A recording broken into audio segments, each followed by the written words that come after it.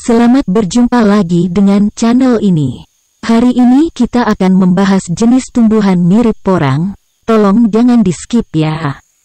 Mohon di like, komen. Kalau perlu di subscribe dan bagikan supaya channel ini berkembang dan selalu memberikan informasi menarik.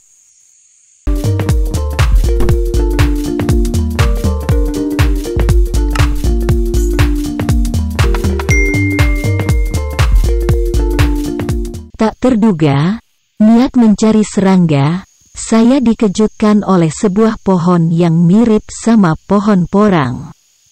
Porang adalah tanaman jenis umbi yang bernilai ekonomi tinggi.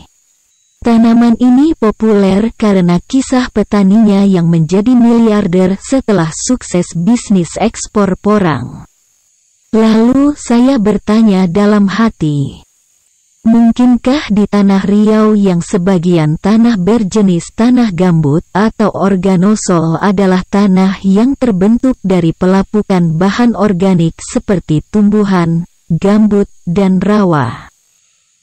Tanah gambut biasanya terdapat di daerah yang memiliki iklim basah dan bercurah hujan tinggi. Tanah ini memiliki ciri-ciri berwarna hitam, memiliki kandungan air dan kandungan organik yang tinggi.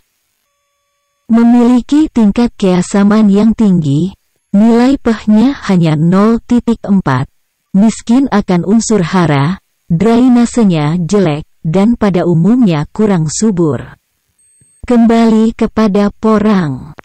Sejarah budidaya porang di Saradan dimulai di Desa Klangon, Kecamatan Saradan, Kabupaten Madiun. Masyarakat Desa Klangon mengenal porang seperti tanaman iles-iles lainnya yang tumbuh liar di hutan. Kebun dan pekarangan-pekarangan yang ternaungi pohon.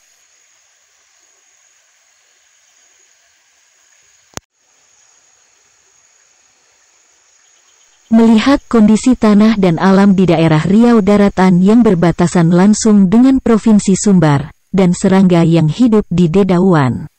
Apakah alam seperti ini cocok untuk porang? Sedangkan porang, Amorphopalus muelleri, merupakan tanaman herbal yang dapat tumbuh hingga mencapai ketinggian sekitar 1,5 meter.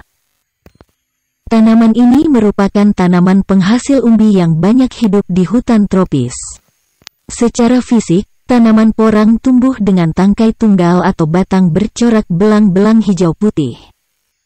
Tanaman porang hanya bisa tumbuh di bawah pepohonan penyangga seperti pohon jati kalau di Pulau Jawa. Sebelum video ini saya upload, saya bertanya kepada petani sawit atau kebun pisang di sini. Tumbuhan tumbuh secara liar di perkebun sekitar sawit, walaupun petani porang mulai melakukan penanaman di awal tahun 2020. Namun lokasi ini yang ditumbuhi tumbuhan yang mirip porang.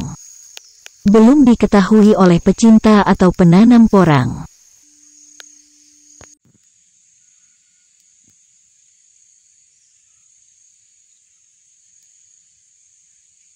Sekitar tahun 1975 porang dikenalkan oleh pedagang dari Nganjuk sebagai umbi yang menguntungkan.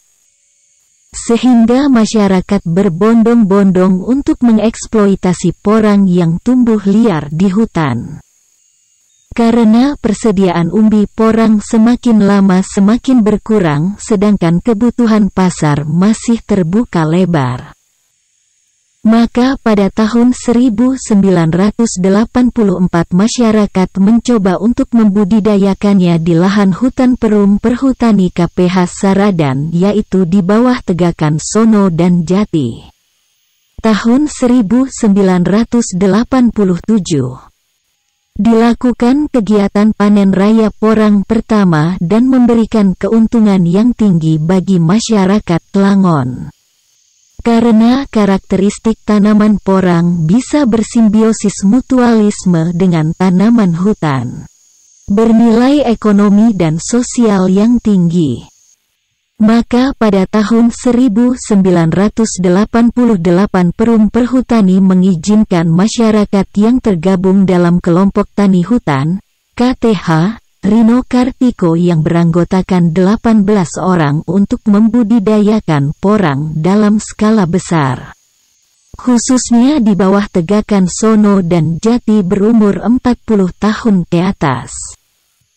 Mungkin penemuan saya ini sejenis porang. Bagi teman-teman yang BM ngerti porang harap komen di bawah ini.